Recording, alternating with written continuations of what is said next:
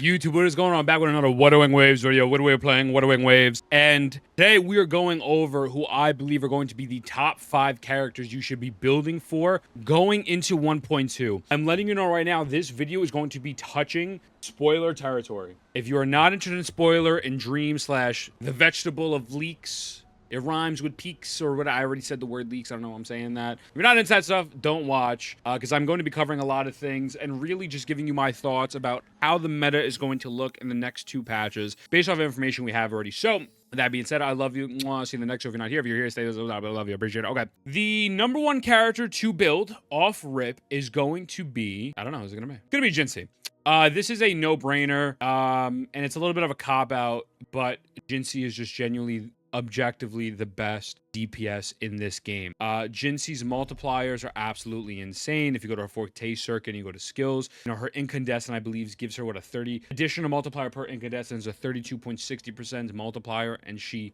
can hold up to 50 incandescents. She's super simple to use. The game literally guides you through using her kit. It literally glows up when you should be using her E ability. You do a few other attacks, and then just bam. Like, I mean, her field time is really not too overwhelming. It doesn't overstay. You go in and out, you do her thing, and then you back out. She also has an Echo literally made tailored just for her.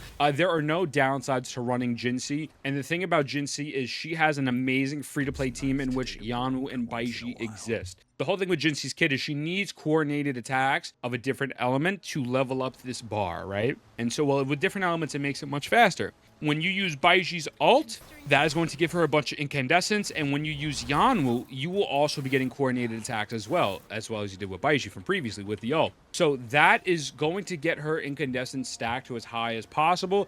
That way, when you do that 4th E, just blast, you're just blasting, and it's light work. And so she's just dummy proof.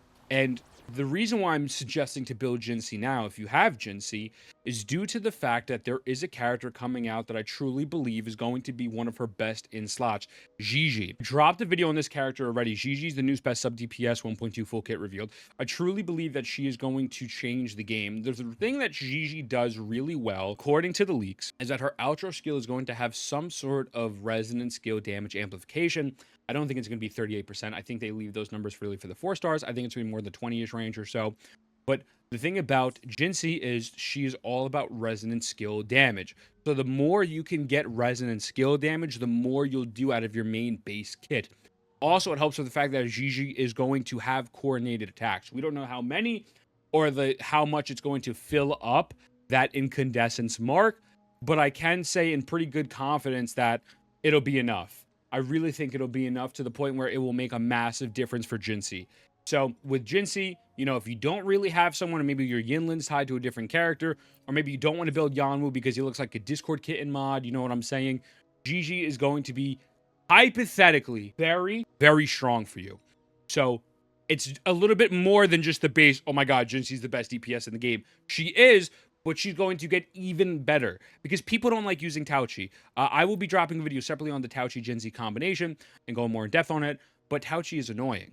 And this other character is going to have a much higher ease of use or easier time to use as opposed to Tauchi. So number 1 is going to be Jihnshi.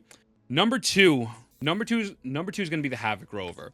I do believe because of Jihnshi, a lot of people are kind of skewed with damage numbers in this game. With Jihnshi and Tauchi, or even Jihnshi with just Yinlin, you could easily pop 150 to 200k.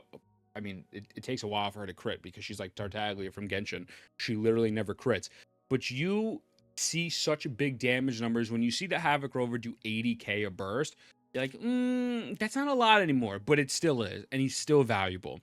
So, and we're going to continue to get more constellations for them, which will then bring their utility up even more. So, Havoc Rover is top tier burst DPS. You get their Dreamless Echo, you throw that on them with crit rate, you throw Emerald of Genesis on here, you burst, do your Echo combination, big PP damage numbers. And this is going to be a free C6 5-star. So the first one says the resonant skill damage bonus increased by 30 cents, which is nice, but you don't really use the resonant skill as that much. Reset resonant skill cooldown when the rover enters his dark surge state, which is very helpful. It'll help you extend that state even longer, not by a long duration, but it's still pretty good. So right now we're sitting at C2. When we get to C3, In the Dark Surge state, basic attack 5 restores HP equal to 10% of total HP lost on hit. Homies healing themselves. Homies healing themselves, right? 4, heavy attack devastation and resonance aberration. Reduce enemies' havoc resistance by 10% for 20 seconds on hit. This is going to be super big due to the fact that that Dreamless Echo is going to... It's going to beat the shit out of the homie when you hit it, doing havoc damage, and you have that havoc shreds down. And then if you go into someone like, let's say, Donjin, or if you wanted to use Tauchi for whatever reason, I don't know, but you're going to be able to deal more havoc damage with other follow-up characters as well, and eventually we'll get more havoc units. This one, in the Dark Surge stage, basic attack 5 deals an additional havoc damage equal to 50% of the basic attack 5. Very good. You know, all good stuff here. And then 6, in Dark Surge state, Rover's crit rate is increased by 25%. So... Rover is already strong at C2, and there's going to be free C6 main DPS, and so I really believe that a lot of people are sleeping on Rover due to the fact that we had such high damage numbers with Jihnshi. And same thing, Rover has very good free-to-play option teams. This is not bad. This is very solid. C4 Yanu is going to turn into a shielder. She's going to be healing. They both give coordinated attacks. But if you didn't want to use them, you could do swaps with Encore. You could do swaps with Jinshin. Excuse me, you could do swaps with Janjin. You could even run Sanhua for the crazy super fast Concerto energy, right? And then obviously Baizhi, people pick Furina over Baizhi, but you know, it's really a solid character that could be fit into multiple teams. Ideally, you would like another Havoc dealer due to the fact that those other constellations are going to bring the Havoc shred down. So you would really idealistically want to use Donjin, and then maybe like Janshin here, Baizhi, you know, whoever you feel is best for you. But I do think people are overlooking the Havoc Rover, and I want to make it a point, don't overlook this homie. Again, this is a free 5-star DPS. They're solid. Don't sleep on them. Don't sleep on them. The next one's going to be a little controversial, but I truly believe that this is the right character to build. I do believe people should be building Baizhi.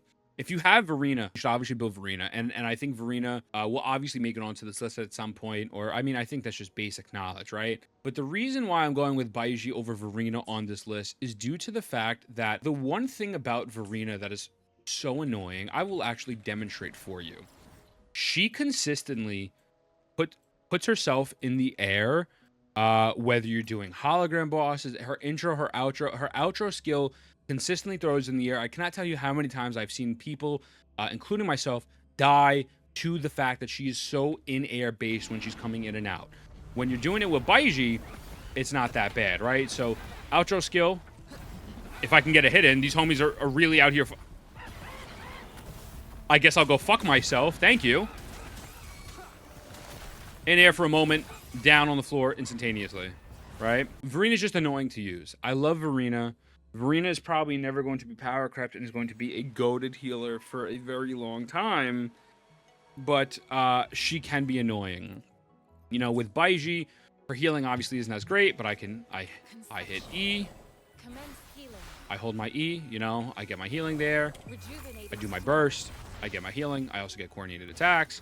I mean, it's so that was the intro with Baizhi. Let's show you the intro with Verina now.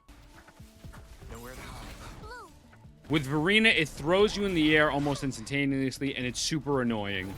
I mean, she's just... The in-air stuff is ridiculous. Also, being in air with her to heal is the most optimal form, and it just leaves you vulnerable. Or if you want to heal, you have to run into the unit, right? Obviously, the burst is going to give you heals by just attacking, and it's not that Verina is a bad unit by any stretch of the imagination, because they're not.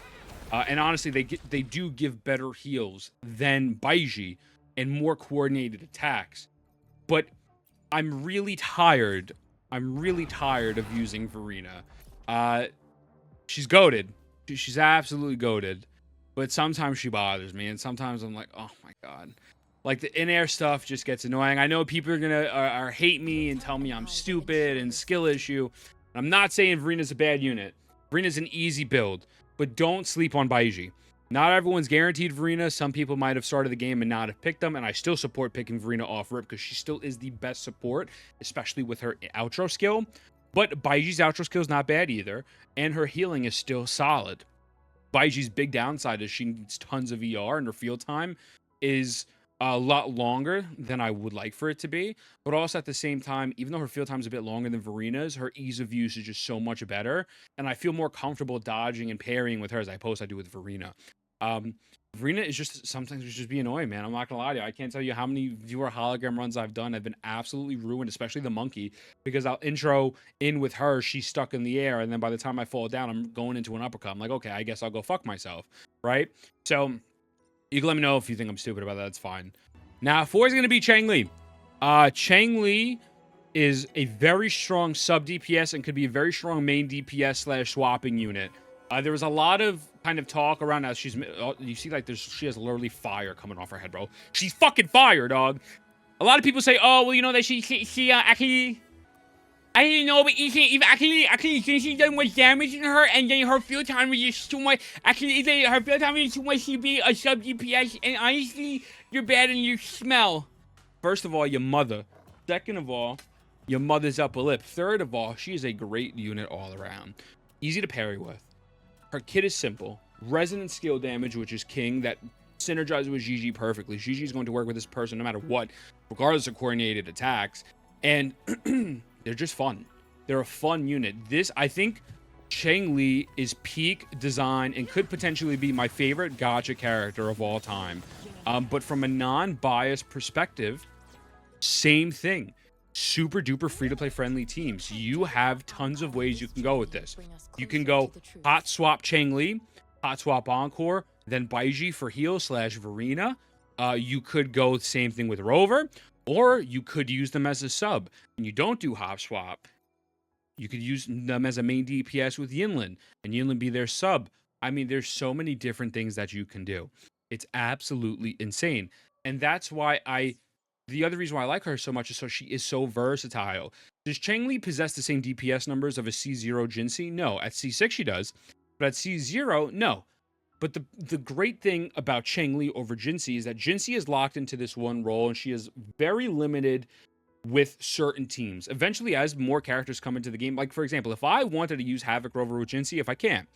Alto can't use it. Yang. Pouchy you can kind of use. Chixia you won't be able to use. Morteffi's coordinated attacks are really kind of mid with her. Sanwei can't use. Danju you can't use. Jian. There's a lot of units that you can't really use with Jihnshi due to the fact she needs coordinated attacks. With Changli, you can pretty much use anyone. Here, due to the fact that she is so flexible and can sustain and hold her own as a main DPS. So, or again, swapping. So don't let that hate and that negativity be like, oh, you know, I don't know. If you want to pull her. She's great. And Emerald of Genesis is an amazing free-to-play weapon. The last character that I want to go over is Yinlin. So we're teaming up. Yinlin is objectively at the moment the best sub DPS in the game. I can give you 2 reasons. Yinlin's amazing. Yinlin is goated. Yinlin's field time is super minimal. Her ease of use is right there. You get a Forte circuit up, you hold this down, bam. As long as an enemy is marked, you are going to have 18 coordinated attacks with literally anyone. Yinlin works in any fucking team. This could work. This could work. That's one of the best. This could work. This could work. This could work. This could work. This could work. This could work. This could work. You could use Yinlin anywhere. And Yinlin is going to perfectly synergize with the new Electro unit that is coming out. So Yinlin's, based off of leaks, and obviously everything's subject to change, although I don't think this is going to change, Yinlin's outro skill gives Electro amplification by 20% and the Resonance Liberation application by 25%. This new Electro DPS coming into the game is supposed to be free, and their Resonance Liberation is actually considered Resonance Liberation damage. So everyone was saying Calchera was made for Yinlin, and I think in the beta they were made together. And I think Kuro saw that and said, well, hold on a second. We have this other character coming out. So they kind of nerfed the synergy between them a little bit with the swapping and stuff and took away some of the buffs. And they said, let's make this other character absolutely work with them. And that's what they did.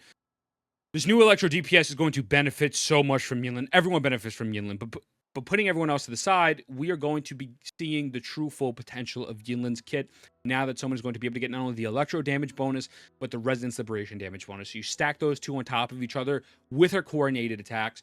She is just solid. She's a great all-around unit, and she's 100% worth it. I personally believe she will also be getting a rerun in 1.3. So if you don't have her, snatch her up as soon as you can, because she's going to be great.